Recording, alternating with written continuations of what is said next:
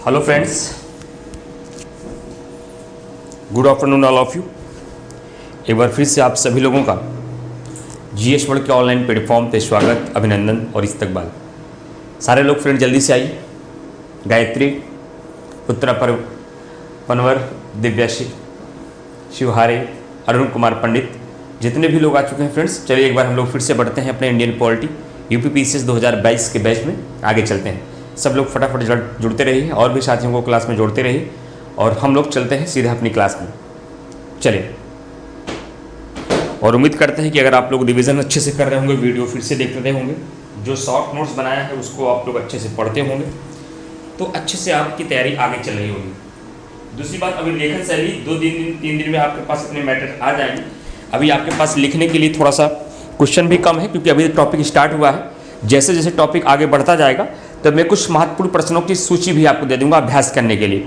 महत्वपूर्ण प्रश्न मैं आपको दे दूंगा। वैसे एक सूची आपको भेज दी गई है, आज ऐप पर आप चेक करिएगा।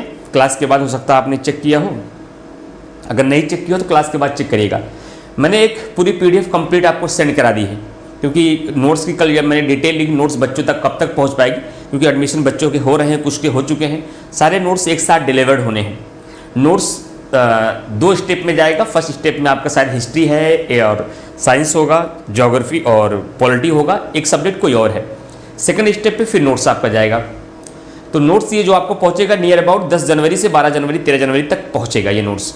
तो उसके पहले मैंने बात किया, क्योंकि हमारी इंडियन पॉलिटी की क्लास चल रही है, तो पॉलिटी को लेकर के बच्चों के पास एक स्टडी मटेरियल होना चाहिए कंप्लीट। वही मटेरियल एक मटेरियल तो और जाएगा एक्स्ट्रा आपके साथ, लेकिन उस मटेरियल को बच्चों को पढ़ने के लिए चाहिए, क्योंकि जो मैं टॉपिक पढ़ा रहा हूँ अगर बच्चे ने उसको कुछ खुद से पढ़ा नहीं और उस पर प्रश्न का अभ्यास नहीं किया तो चीज़ों का उनका थोड़ा सा दिक्कत आएगी उनको। तो इसलिए आज आप देखिएगा, ऐप पर चेक करिएगा, मैंने एक PDF प्रोवाइड करा दी है आपको, पॉलिटी की कंप्लीट PDF है। जो टॉपिक मैं आपको पढ़ा रहा हूँ उसको आप वहाँ बुक रूप में, रेफरेंस है, वो बेसिक चीज़ें वहाँ पर है। उसका जो कॉन्सेप्ट और उसका जो मूल तत्व है वो मैं आपको क्लास में समझा रहा हूँ, जो किताबों में भी नहीं है। लेकिन वहाँ एक हर टॉपिक का एक बेसिक वहाँ पर रहेगा। बेसिक से ऊपर जाएंगे तो अभी आपको पढ़ने में समस्या नहीं होगी, आराम से आपको समझ में आ जाएगा। उसको पढ़िएगा, फिर उसके बाद देखिएगा वो उससे आधारित मेंस के क्वेश्चन की अभ्यास करने के लिए प्रश्न दिए गए हैं। तो मैं कल आपको बता दूंगा कि किस पर आप लोग अभ्यास करिए, कैसे कैसे इसको लिखना है, उसको आप लोग करना स्टार्ट कर दीजिए खुद से। बाकी जैसे ही फंडामेंटल राइट्स समाप्त होगा तो फंडामेंटल राइट्स पर मैं कुछ क्वेश्चन को मॉडल आंसर के साथ आपको फॉर्मेटिंग करके बताऊंगा, मॉडल आंसर आपको प्रोवाइड करा दूंगा। 3 मॉडल आंसर आपको मिल चुके होंगे। प्रस्तावना से संबंधित 3 महत्वपूर्ण प्रश्न मैंने आपको दिए हैं। उसके अलावा मैंने बहुत सारी बातों को वहाँ प्रस्तावना में आपको बताया है, शायद उसका भी PDF आपको मिल चुका होगा। प्रस्तावना का PDF मिला आपको पहला, जिसमें मैंने 3 मॉडल आंसर, पूरा पेपर का एनालिसिस और प्रीवियस पेपर्स का डिस्कशन किया, शायद वो भी मिल गया होगा आपको। वीडियो की बात नहीं कर रहा हूँ मैं, नोट्स की बात कर रहा हूँ। सर अभी वीडियो अपलोड नहीं हुआ है ऐप पर। वीडियो तो कल वाला अभी नहीं हुआ होगा, परसों वाला हो चुका होगा, क्योंकि आज जो क्लास होगी 24 घंटे के बाद अपलोड होगा, और एक बार जब अपलोड होगा तो हमेशा के लिए आपके पास रहेगा जब तक आपका मेंस का एग्जामिनेशन नहीं हो जाता है। ठीक है। अमित कुमार जी ने कहा माई फर्स्ट क्लास, चलिए ठीक है, अच्छी बात है।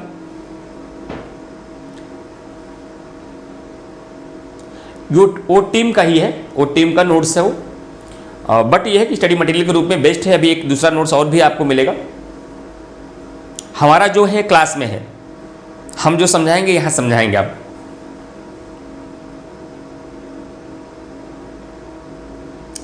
अमित कुमार जी ने कहा पहले की क्लास कहां मिलेगी? जहां पे आप क्लास कर रहे हैं ना, वहीं पर जाकर देखिएगा, वीडियो का ऑप्शन आएगा। वीडियो के ऑप्शन में आप जाकर क्लिक करेंगे तो लेक्चर 1 से लेकर लेक्चर 1, 2, 3, 4 तक वहां पर आ चुका होगा। वहां क्रम से करिएगा, क्योंकि 20 से क्लास स्टार्ट करेंगे, हो सकता है कुछ चीज़ें अमित कुमार जी कम समझ में आए आपको, तो पहले लेक्चर से अच्छे से पढ़ते हुए आइएगा, फिर हमारे साथ कंटिन्यू हो जाएगा। जे कल से मैं नया टॉपिक स्टार्ट करूंगा, DPSP निदेशक तत्व, वहाँ से हमारे साथ जुड़िएगा तो आगे पढ़ते रहिएगा, पिछला आप पढ़ते हुए आइएगा। हर नया स्टूडेंट को यही करना है। PDF आपको वहीं पर मिलेगा ऐप पर। PDF में जहाँ आप क्लास करते हैं वहाँ नोट्स का ऑप्शन होता है, जैसे ही नोट्स पर क्लिक करेंगे तो PDF आपको वहाँ पर आ जाएगी। किसी भी समस्या के लिए अरुण जी के नंबर पे कॉल करके आप लोग डिटेल ले लिया करिए कि सर इसमें ये प्रॉब्लम आ रही है तो हमें कैसे क्या करना है। ठीक है। हाँ, वही एक ही PDF दिया गया है कृष्ण जी। चलिए अब सीधे हम लोग क्लास में आगे बढ़ते हैं।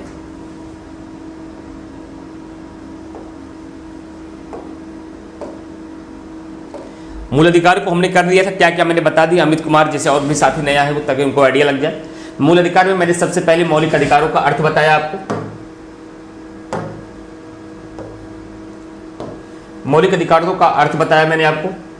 फिर मैंने भारत में मौलिक अधिकारों की आवश्यकता क्यों पड़ी ये बताया मैंने आपको, कि भारतीय संविधान द्वारा प्रदत्त मौलिक अधिकार कौन कौन से हैं जो भारतीय नागरिकों को दिए गए हैं। मौलिक अधिकारों का फिर वर्गीकरण मैंने समझाया कि अधिकारों के लाभार्थियों के आधार पर इसका वर्गीकरण किस प्रकार हुआ है, अधिकार के लागू होने के आधार पर इसका वर्गीकरण किस तरह हुआ है, प्रकृति के आधार पर इसका वर्गीकरण किस प्रकार हुआ है, विस्तार की दृष्टि से इसका वर्गीकरण किस प्रकार हुआ है, और सीमाओं की दृष्टि से इसका वर्गीकरण किस प्रकार हुआ है। फिर मैंने कल की क्लास में आपको बताया था क्या मौलिक अधिकार आत्यांतिक हैं या एब्सोल्यूट है या सीमित रूप से इसका प्रयोग किया जा सकता है। दूसरा, क्या मौलिक अधिकारों का निलंबन या निर्बंधन किया जा सकता है, suspension and restriction of fundamental rights, मैंने कल की क्लास में बताया था। उसके बाद मैंने अन्य विधियों से मौलिक अधिकारों को कैसे सुरक्षा मिलती है, मौलिक अधिकारों को कैसे बचाया जाता है दूसरे आर्टिकल से, उसके बारे में भी मैंने आपको बताया। सुरक्षा की गारंटी कौन देता है, कैसे देता है। फिर मैंने आपको राज्य की परिभाषा बताई कि राज्य की परिभाषा को लेकर आपके एग्जाम में सवाल आ सकता है। भाग 3 के प्रायोजन में राज्य की परिभाषा क्या होती है उसके बारे में मैंने आपको समझाया। फिर अन्य विधियों से मौलिक अधिकारों की सुरक्षा, ये रिपीट हुआ था आपका। फिर मैंने आपको कल 3 महत्वपूर्ण सिद्धांत बताए हैं जो आपके मेंस में क्वेश्चन पूछे जाते हैं। पहला है आपका पृथककर्ता का सिद्धांत, जिसे कहते हैं डॉक्ट्रिन ऑफ सेवरेबिलिटी। फिर मैंने कल आपको सिखाया था अधित्याग का सिद्धांत, डॉक्ट्रिन ऑफ वेबर। फिर मैंने आपको बताया था विधि का अर्थ क्या होता है। इसके अलावा एक पॉइंट और यहाँ छूट गया है जो मैंने आपको बताया था, ग्रहण का सिद्धांत, डॉक्ट्रिन ऑफ इक्लिप्स भी मैंने क्लास में बताया था। उसके बाद विधि क्या है, व्हाट इज लॉ, लॉ किसे कहा जाता है, किसको विधि के अंतर्गत माना जाएगा, इसको मैंने आपको बताया था। और साथ ही साथ अनुच्छेद 13 और अनुच्छेद 368 का आपस में रिलेशन क्या है, ये भी क्लास में कल आपको बताया गया था। उसके बाद फ्रेंड लास्ट में मैंने आपको अनुच्छेद 13 और 368 के संबंध में इतिहास क्या था, शंकरी प्रसाद case, Sajjan Singh case, Golaknath case, 24वां संविधान संशोधन, 42वां संविधान संशोधन, केशवानंद भारती केस और मिनर्वा मिल्स केस का पूरा मुद्दा बताया, जहां आपको ये भी क्लियर हो गया कि संविधान में संशोधन होगा या नहीं होगा, होगा तो कैसे होगा, मौलिक अधिकारों में संशोधन किस प्रकार से किया जा सकता है या नहीं। तो वो मुद्दा भी यही क्लियर हो जाता है। कल एक बार मैं फिर से उसको थोड़ा सा डिस्कस कर दूंगा कि कभी अगर सवाल आ जाए क्या मूल अधिकारों में संशोधन किया जा सकता है या नहीं, इसके संबंध में निम्नलिखित विवादों का वर्णन करते हुए इसको स्पष्ट करिए, तो उत्तर लगभग वही होगा जो आपको कल मैंने यहाँ बताया था। लेकिन उसके बीच का थोड़ा सा अंतर क्या है वो मैं कल आपको बता दूंगा जब मैं आंसर राइटिंग कराऊंगा। तो शायद यहाँ तक कल मैंने क्लास की थी। एक पॉइंट को और देख लेता हूँ उसके आगे। हाँ, यही तक हम लोगों ने क्लास की थी। तो जितने भी नए साथी होंगे तो कम से कम आपको ये आइडिया लग गया कि फंडामेंटल राइट्स में मैंने क्या क्या पढ़ा दिया है। और ये छोटी बातें नहीं है, पीसीएस में इतना गहराई से नहीं पूछा गया है अब तक। मैंने आईएएस के लेवल पे जाकर के कुछ मूल अधिकारों की बातें बताई ताकि अगर पेपर कठिन भी भविष्य में बने तो कोई आपको दिक्कत ना आए। बाकी आप पीसीएस का पेपर मेंस का उठा के देखेंगे तो सामान्य पेपर है, बहुत गहरा पेपर नहीं है।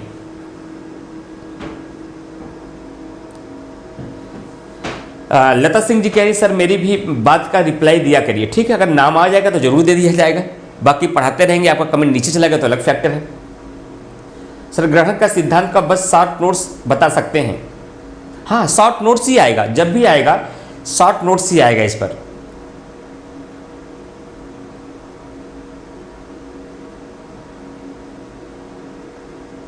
आयुष पाठक जो बात आप कह रहे हैं, एक बार ये चीज संस्थान में जो नंबर है वहां कॉल करके इसको पूछेगा, उसके बारे में वहां डिटेल जानकारी मिल जाएगी। एथिक्स वाली बात जो आप कर रहे हैं।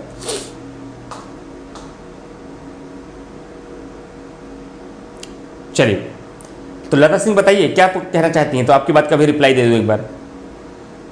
क्योंकि क्लास में स्टार्ट करने के बाद 2 घंटे की क्लास होती है, मेंस का सिलेबस बहुत बड़ा होता है, हम बातचीत में बहुत वक्त गुजारेंगे तो फिर हमारा सिलेबस रह जाएगा। इसलिए क्लास में पूरा ध्यान पढ़ने पढ़ाने पे दिया जाता है। फिर भी अगर कोई डाउट के रूप में कोई आपका सवाल है तो पूछ सकते हैं, कोई डिस्कशन है तो कर सकते हैं।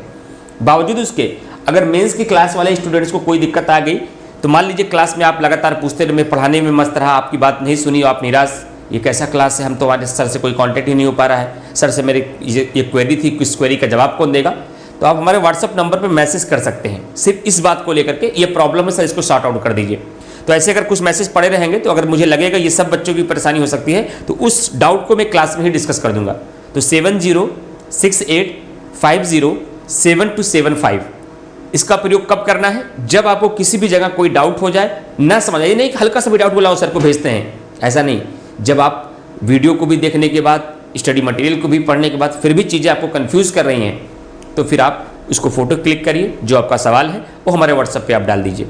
उसको देर सवेरे जब हम देखेंगे तो जो बच्चों के सवाल हमें दिखेंगे उसको मैं स्क्रीनशॉट करके अपने पास रखा रहूँगा, दूसरे दिन जब क्लास में आऊँगा तो मैं डिस्कस कर दूंगा, ठीक है, अगर ऐसी दिक्कत आती है तो।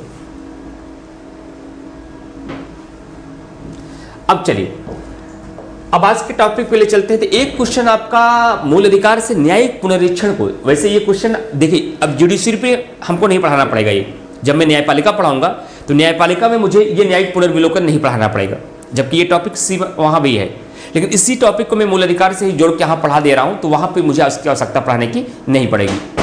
न्यायिक पुनर्विलोकन को लेकर कई सारे सवाल बन सकते हैं। सिंपल सवाल, न्यायिक पुनर्विलोकन क्या है? कठिन सवाल, न्यायिक पुनर्विलोकन का स्रोत कहाँ से लिया गया है, मतलब कहाँ कहाँ पे इसका प्रावधान दिया गया है। तीसरा सवाल, अमेरिका की न्यायिक पुनर्विलोकन की शक्ति और भारत के न्यायिक पुनर्विलोकन की शक्ति में अंतर क्या है। भारत में जो न्यायपालिका को न्यायिक पुनर्विलोकन की शक्तियों को मिला है, ये शक्तियां सीमित हैं या असीमित हैं, इसको भी आपको बताना पड़ेगा। ये 4 प्रकार के क्वेश्चन आपके न्यायिक पुनर्विलोकन से बन सकते हैं। मैंने सबकी अलग अलग हेडिंग बना दी। सबसे पहले मैंने न्यायिक पुनरीक्षण या न्यायिक पुनर्विलोकन को बनाया, फिर मैंने भारत में न्यायिक पुनर्विलोकन की शक्ति का स्रोत बताया, फिर मैंने क्या न्यायिक पुनर्विलोकन की शक्ति असीमित है या नहीं, फिर अंतिम में भारत और अमेरिका में न्यायिक पुनर्विलोकन शक्ति की तुलना। इन 4 मुद्दों के हिसाब से जब मैं इसको डील करूंगा आपके साथ, फिर न्यायिक पुनरीक्षण को लेकर के या न्यायिक पुनर्विलोकन को लेकर के, जुडिशियल रिव्यू को लेकर के फिर कोई प्रॉब्लम आपको नहीं आएगी। क्लियर? हाँ, यही शुरू के 5 मिनट एक बार मैं आपसे पूछ लिया करूं कि आप लोग पढ़ाई कर रहे हैं तो आंसर राइटिंग में कहाँ दिक्कत है, क्या प्रॉब्लम है, वो आप लोग बताइए, उसको सुन लिया जाएगा। हम लोग लास्ट में भी 5 मिनट सुन लिया करेंगे, ऐसी कोई बात नहीं, ठीक है। बिल्कुल एकदम मस्त रहिए, अच्छे से पढ़िए, कहीं भी कोई डाउट हो तो बताइए, हम हैं आपके साथ। अब बात करते हैं न्यायिक पुनरीक्षण। तो मोस्टली लोगों को इस शब्द पे ही प्रॉब्लम हो जाती है कि सर न्यायिक पुनरीक्षण है क्या। टिप्पणी ही आ जाए कि न्यायिक पुनर्विलोकन पर टिप्पणी लिखें, न्यायिक पुनर्विलोकन को स्पष्ट करें, न्यायिक पुनर्विलोकन को समझाएं, न्यायिक पुनर्विलोकन पर प्रकाश डालें, तो आप कैसे लिखेंगे इसके बारे में? तो जब इस शब्द का मतलब आपको क्लियर होगा तब इसके बारे में आप लिखेंगे। सबसे पहले इसके मतलब को समझिए कि व्हाट इज जुडिशियल रिव्यू।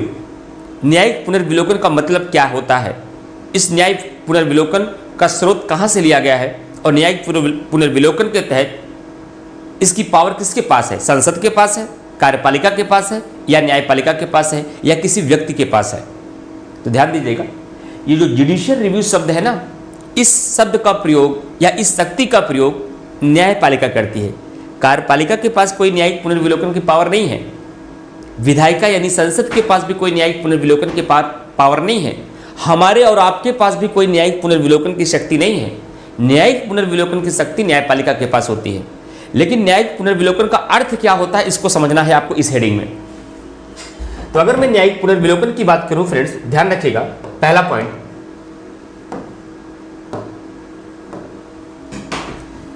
न्यायिक पुनर्विलोकन के अपने 2 अर्थ हैं। पहला, संसद प्लस आरबीएम, राज्य विधानमंडल के द्वारा बनाए गए कानूनों के संवैधानिकता की जांच करना, संवैधानिकता की जांच करना।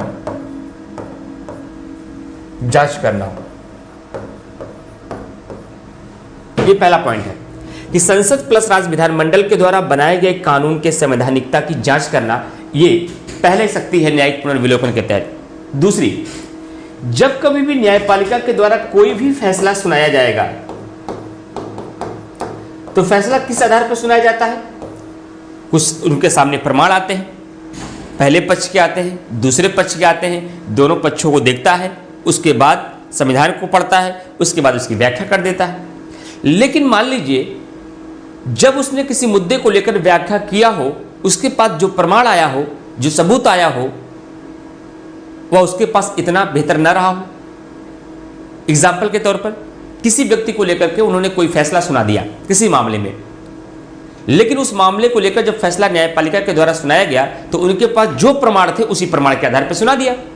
लेकिन 6 महीने के बाद अगर न्यायपालिका को कहीं से सीसीटीवी कैमरा की फुटेज मिल जाए, और जब सीसीटीवी की कैमरा की फुटेज मिली और न्यायपालिका ने देखा रही ये तो मैटर ऐसा नहीं ऐसा है, हमने तो फैसला दूसरे आधार पर सुनाया क्योंकि हमें उस समय यही जानकारी थी, तो न्यायपालिका को अब लगेगा कि हमारे द्वारा ही जो फैसला सुनाया गया था स्रोतों के आधार पर या स्रोतों की कमी पर, स्रोत का मतलब यहां हुआ है आपका जो भी प्रूफ थे, जो भी गवाह के रूप में थे, जो भी एविडेंस के रूप में थे, उसमें व्याप्त कमियों की वजह से हमने जो फैसला सुनाया है उस सबूत के आधार पर सुना दिया।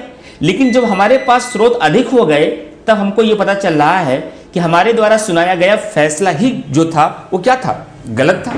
तो क्या इस आधार पर न्यायालय के पास इस बात की शक्ति होनी चाहिए कि नहीं कि अपने द्वारा ही सुनाए गए फैसले को बदल दे?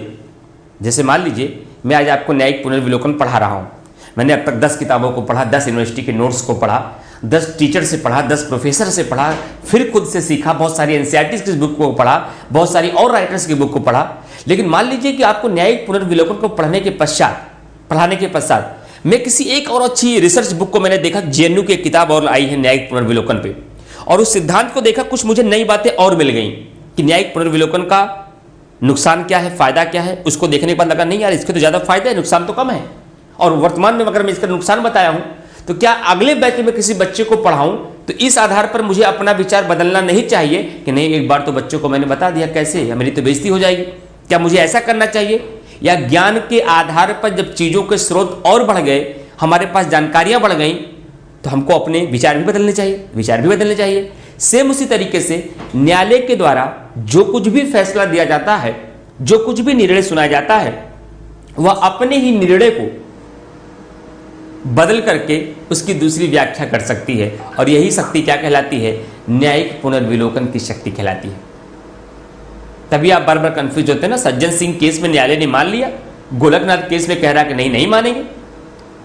24वां संविधान संशोधन 1971 के तहत उन्होंने को केशवानंद भारती केस में उसकी पुष्टि कर दी, उसको वैध मान लिया।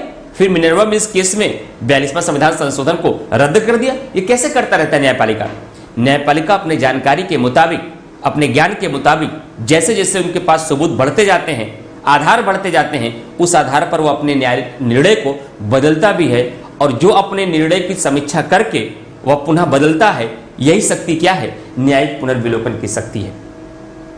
तो सवाल उठता है कि सर यही 2 मुद्दे, क्या और भी कोई मुद्दे? नहीं, इन सब के अलावा अपनी न्यायिक पुनर्विलोकन की शक्ति के अंतर्गत फंडामेंटल राइट्स, अगर संसद और राज्य विधानमंडल के द्वारा बनाया गया कोई भी कानून मूल अधिकारों से असंगत हो जाए, मूल अधिकारों से असंगत हो जाए, असंगत का मतलब हो कि मूल अधिकारों को सीमित कर रहे हो, कम कर रहे हो या समाप्त कर रहे हो, फिर भी मूल अधिकारों को सीमित किया जा सकता है, इन कानूनों को समाप्त किया जा सकता है। अगर कोई ऐसा कानून बना दिया गया जो संविधान के नियमों के विपरीत हो, फिर भी इस कानूनों को शून्य या समाप्त किया जा सकता है। और तीसरी बात, अपने ही द्वारा दिए गए किसी फैसले का पुनरीक्षण करके, फिर से उसकी जांच करके या समीक्षा करके अपने द्वारा दिए गए निर्णय को रद्द करके फिर दूसरा निर्णय सुना सकता है। यही 3 शक्तियां न्यायालय की न्यायिक पुनर्विलोकन की शक्ति कहलाती हैं। अब आपसे एग्जामिनेशन में सवाल पूछा जाए न्यायिक पुनर्विलोकन क्या है, स्पष्ट करें 125 शब्दों में, तो क्या बता लेंगे आप? नहीं, आप बता लेंगे, लेकिन यहां केवल मैंने परिभाषा बताई। जब आगे मैं आपको इसका स्रोत बताऊंगा तो इसी न्यायिक पुनर्विलोकन के बारे में आपकी जानकारी समय के साथ साथ बढ़ती जाएगी। आगे चले तो पहला पॉइंट मैंने आपको क्लियर कर दिया कि न्यायिक पुनरीक्षण है क्या। तो ये न्यायिक पुनर्विलोकन का मतलब क्या है, ये मैंने आपको समझा दिया। इसको इंग्लिश में जुडिशियल रिव्यू कहा जाता है। ये भारत के मूल संविधान में नहीं था, इस बात को भी ध्यान रखिएगा। ये भारत के मूल संविधान में नहीं था, इस प्रावधान को हमने अमेरिका के संविधान से लिया है। इस प्रावधान को हमने अमेरिका के संविधान से लिया है। लेकिन सवाल उठता है कि भारतीय न्यायपालिका को जो न्यायिक पुनर्विलोकन, देख लीजिए टॉपिक हमारा मूल अधिकार है, लेकिन इसका रिलेशन न्यायपालिका से बन गया। तो अब न्यायपालिका का न्यायिक पुनर्विलोकन यहीं पे आपका कंप्लीट हो जाएगा इसी मूल अधिकार के साथ। अब दूसरा मुद्दा दिखाते हैं आपको। भारत में न्यायिक पुनर्विलोकन की शक्ति का स्रोत क्या है? चलिए, भारत ने न्यायिक पुनर्विलोकन की शक्ति को अमेरिका से ले लिया प्रभावित होकर के। न्यायिक पुनर्विलोकन के अंतर्गत न्यायपालिका क्या कर सकती है आपने बता दिया, लेकिन मेरा यह सवाल है कि भारतीय संविधान के अंतर्गत क्या न्यायपालिका को कुछ भी न्यायिक पुनर्विलोकन की शक्ति का स्रोत कहां से मिलता है, कहां से उसको पावर मिलती है, कहां कहां ऐसा उल्लेख हमारे किया गया है? तो ध्यान रखिएगा, अगर न्यायिक पुनर्विलोकन की शक्ति का स्रोत की बात करें तो हमारे संविधान में 3 ऐसे आर्टिकल हैं, 3 नहीं बल्कि हम 4 कहेंगे अगर संपूर्ण रूप से बात करें, जो न्यायपालिका को कहीं ना कहीं न्यायिक पुनर्विलोकन की शक्ति देते हैं। और जब आपको आंसर लिखने के लिए मेंस में आ जाए कि भारत में न्यायिक पुनर्विलोकन की शक्ति का स्रोत का वर्णन करते हुए इसकी समीक्षा कीजिए, तब आपको इस आर्टिकल के बगैर इसका उत्तर तैयार ही नहीं हो सकता है, जब तक उस आर्टिकल की बातों को आप नहीं लिखेंगे। कौन कौन सी article? Article 13 clause 1, article 13 clause 2, article 32, article 226 और भी एक जोड़ सकते हैं, जोड़ना चाहे तो अनुच्छेद 137। ये आपके संविधान के वो महत्वपूर्ण आर्टिकल हैं जो ये बताते हैं कि न्यायालय को न्यायिक पुनर्विलोकन की शक्ति है। कैसे बताते हैं, जरा सिद्ध करिए सर। क्योंकि आर्टिकल 13 क्लॉज 1 कहता है संविधान निर्माण के पहले की ऐसी कोई विधि जो हमारे मूल अधिकारों को सीमित करेगी या उससे असंगत होगी तो न्यायपालिका ऐसे किसी भी कानून को असंवैधानिक घोषित कर सकती है, और न्यायपालिका की यही शक्ति न्यायिक पुनर्विलोकन की शक्ति कहलाती है।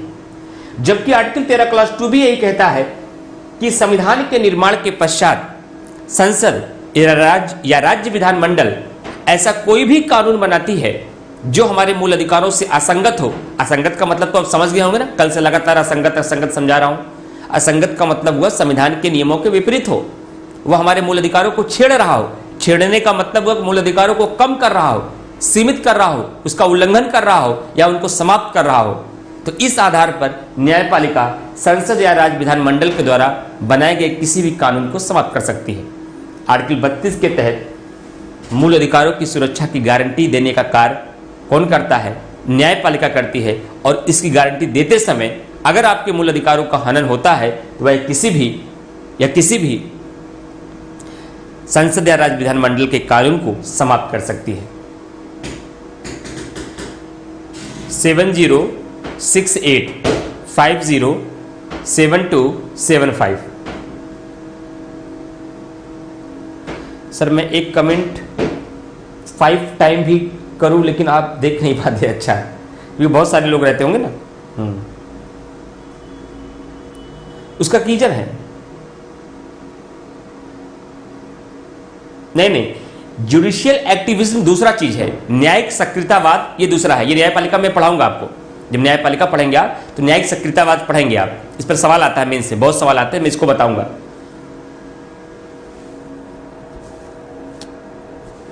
ठीक है, वो दूसरी बात है।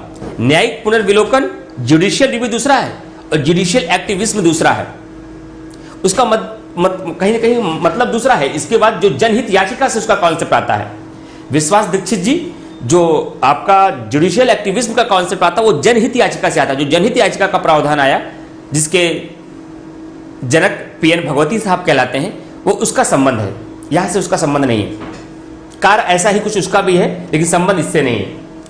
वही अनुच्छेद 224 के तहत उच्च न्यायालय यानी कि हाई कोर्ट को भी यही शक्ति दी गई है कि मूल अधिकारों की सुरक्षा की गारंटी करता है, और मूल अधिकारों की सुरक्षा की गारंटी देते समय वह किसी भी न्यायिक कानून को शून्य घोषित कर सकता है। यहीं पर तो एक सवाल पूछा जाता है एक शब्द पे प्री में और मेंस में, क्या उच्च न्यायालय को केंद्र के द्वारा बनाई गई किसी विधि की संवैधानिकता का जांच करने का अधिकार है? स्पष्ट करें। सवाल समझ में आया? क्या उच्च न्यायालय को केंद्र के द्वारा बनाई गई किसी भी विधि का संवैधानिकता की जांच करने का अधिकार है? तो आंसर है यस। ये प्री में भी क्वेश्चन आता है। कैसे है? क्योंकि आर्टिकल 226 कहता है कि उच्च न्यायालय मूल अधिकारों की सुरक्षा की मतलब मूल अधिकारों के विरुद्ध अगर कोई भी कानून बनाएगा तो वह उसको यह शून्य घोषित कर सकता है। तो मूल अधिकारों के विरुद्ध कोई भी कानून केवल राज्य विधानमंडल बनाए या संसद बनाए, चाहे जो बनाए, चाहे संसद बनाए चाहे राज्य विधानमंडल बनाए, दोनों के कानूनों को यहाँ पर शून्य घोषित किया जा सकता है। आज से स्टडी मटेरियल पढ़ना स्टार्ट कर दीजिए, मूल अधिकार वाला टॉपिक खोल लीजिएगा, उसको अच्छे से पढ़िएगा और आपके टॉपिक को मैं पढ़ता जाऊंगा, मैं बता दूंगा कौन कौन सी हेडिंग आपके लिए इंपॉर्टेंट है, क्या छोड़ सकते हैं, क्या पढ़ सकते हैं उसमें। बाकी अगर एम लक्ष्मीकांत आपके पास रखी है तो भारत की सबसे प्रमाणिक बुक पॉलिटी की एम लक्ष्मीकांत ही मानी जाती है। सबसे प्रमाणित किताबें जो हैं एम लक्ष्मीकांत, या कोई और भी अगर आपका पर्सनल नोट्स है पहले से कहीं संस्थान के या किसी भी इग्नू के किसी यूनिवर्सिटी के अच्छे नोट्स हैं तो आप पढ़ सकते हैं रेफरेंस के रूप में। लेकिन उसका जो कीवर्ड है जो मैं आपको यहाँ क्लास में बताऊंगा, ये कई किताबों को खंगा लेंगे तब भी आपको इतनी सारी चीजें एक स्थान पर नहीं मिलेंगी। तो इसको यहाँ से लीजिए, बाकी अपनी जानकारी का विस्तार करने के लिए किताबों का अध्ययन करिए और मेंस के लिए पढ़िए। एम लक्ष्मीकांत अच्छी किताब है, ऐसा नहीं है, ठीक है। तो अनुच्छेद 226 क्या कहता है? अनुच्छेद 226 कहता है कि उच्च न्यायालय भी संसद या राज्य विधानमंडल के द्वारा बनाए गए किसी कानूनों को बनाने पर अगर वो मूल अधिकारों का हनन कर रही है तो उसे शून्य घोषित किया जा सकता है। और अनुच्छेद 137 तो उच्च न्यायालय को, सर्वोच्च न्यायालय को डायरेक्ट जुडिशियल रिव्यू की पावर देता है और यह कहता है कि अपने द्वारा बनाए गए किसी कानून को आप समीक्षा भी करके उस कानून को पलट भी सकते हैं, उस निर्णय को पलट सकते हैं और साथ ही साथ संसद या राज्य विधानमंडल के द्वारा बनाए गए किसी भी कानून की संवैधानिकता की जांच कर सकते हैं। इसका मतलब समझ पाते हैं? संवैधानिकता की जांच करने का मतलब क्या है? संवैधानिकता की जांच करने का मतलब है उसको चेक करना कि संविधान में जो बातें हैं उसी के अनुरूप ही तो कानून है। कहीं यह कानून जो संसद या राज्य विधानमंडल के द्वारा बनाया गया, ये कहीं संविधान में लिखी गई बातों का विरोध तो नहीं कर रही है। इसी को बोलते हैं संवैधानिकता की जांच करना। बात समझ में आ गई? तब अब अगर आपके एग्जामिनेशन में मेंस में क्वेश्चन आ गया कि भारत में न्यायिक पुनर्विलोकन क्या है, हो सकता है सवाल दो टुकड़े में आ जाए। सवाल दो टुकड़े में आएगा, मैं तो हेडिंग के माध्यम से सब आपको समझाते चल रहा हूं। इन्हीं हेडिंग को जोड़ करके एक सवाल बनाया जा सकता है, न्यायिक पुनर्विलोकन की शक्ति क्या है? भारत में न्यायिक पुनर्विलोकन की शक्ति का स्रोत का उल्लेख कीजिए। तो पहले न्यायिक पुनर्विलोकन क्या है जो मैंने आपको यहां बताया, उन आप पहले यहां लिख दीजिएगा 30 से 40 शब्दों में कि न्यायिक पुनर्विलोकन है क्या। उसके बाद जब आपसे पूछा जाए कि भारत में न्यायिक पुनर्विलोकन की शक्ति का स्रोत क्या है, तो भारत में न्यायिक पुनर्विलोकन की शक्ति का स्रोत निम्नलिखित अनुच्छेदों के अंतर्गत दिया गया है। जहां एक और, अब इसको देखिए, अब आपको लग रहा है लिखा तो कुछ नहीं है, लिखेंगे क्या? अब आपको लग रहा होगा यहां लिखा तो कुछ नहीं गया है, आखिरकार हम लिखेंगे क्या? हम आपको कॉन्सेप्ट बताएंगे, हम आपको पॉइंट बताएंगे, उसको भाषा में ढालने का काम आप करेंगे। फिलहाल मैं एग्जाम्पल के तौर पे बता दे रहा हूं। अगर पूरा सवाल आ जाए कि न्यायिक पुनर्विलोकन क्या है और भारत में न्यायिक पुनर्विलोकन की शक्ति का स्रोत का वर्णन करिए, 125 शब्दों में लिखने के लिए आ जाए, तो आप कैसे शुरुआत करेंगे? न्यायिक पुनर्विलोकन की शक्ति भारत ने अमेरिका के संविधान से ग्रहण किया है और न्यायिक पुनर्विलोकन या जुडिशियल रिव्यू का अर्थ होता है कि संसद या राज्य विधानमंडल के द्वारा बनाए गए कानूनों की जांच करना, साथ ही साथ इस बात का भी जांच करना कि क्या संसद या राज्य विधानमंडल के द्वारा बनाया गया कोई भी कानून मूल अधिकारों से असंगत नहीं है। साथ ही साथ न्यायिक पुनर्विलोकन की शक्ति के अंतर्गत न्यायपालिका अपने द्वारा ही बनाए गए किसी कानून को पुनरीक्षण या समीक्षा करके उस कानून को या उस फैसले को बदल सकता है।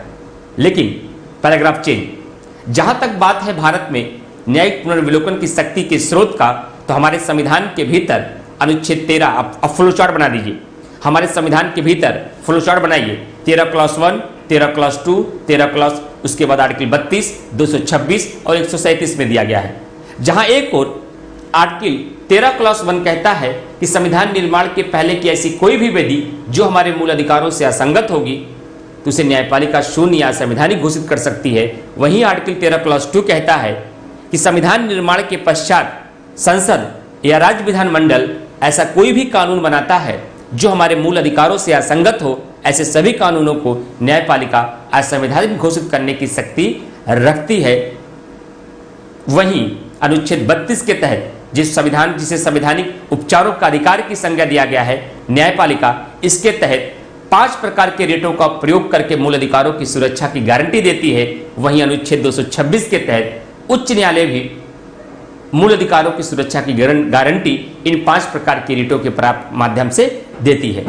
और आगे चलकर के न्यायपालिका को स्पष्ट रूप से भी अनुच्छेद 137 के तहत भी न्यायिक पुनर्विलोकन की शक्ति दी गई है। लेकिन यह न्यायिक पुनर्विलोकन की शक्ति असीमित नहीं है। खत्म। 125 शब्द पूरे हो गए आपके।